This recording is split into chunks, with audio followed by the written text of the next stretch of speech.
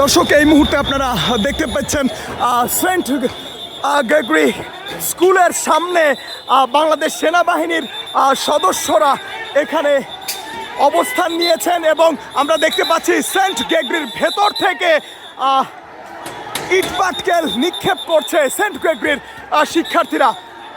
দর্শক আপনারা দেখতে পাচ্ছেন সেনাবাহিনী এখানে অবস্থান নিয়েছে সেন্ট গ্রেগরির শিক্ষার্থীদেরকে সুরক্ষা দেওয়ার জন্য, নিরাপত্তা দেওয়ার জন্য।